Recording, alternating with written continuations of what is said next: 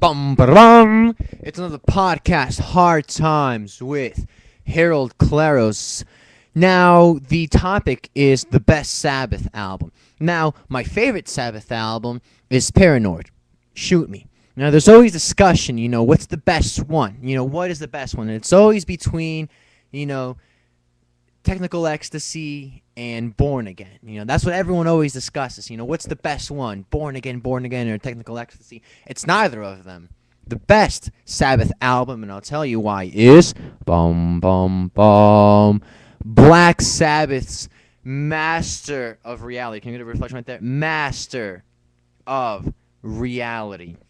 Now, the reason that this album is the best is because it was a time where people were very glamified, the whole pyrotechnic and all that bullshit that was going on in rock and roll, 74, 73-ish, and here comes this band, comes with their first album, boom, comes with Paranoid, boom, and instead of going with that other boom, then with that, bah! Just abrasive, slow, heavy, sludge, just chunky, with the darker lyrics, with the interludes, with the drums and the guitars and the bass, Ozzy, Geezer, Bill, and Tony, together as a collective made the most heaviest album of the 70s, and quite possibly the heaviest album of all fucking time.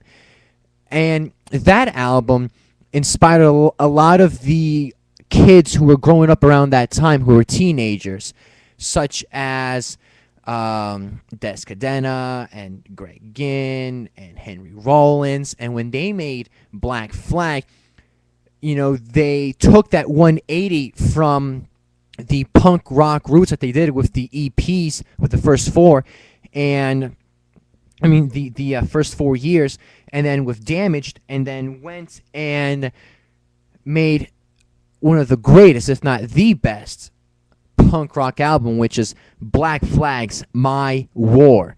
Now, with My War, it was, again, heavy, dark, slower, longer. It was shaped basically out of what Master of Reality was.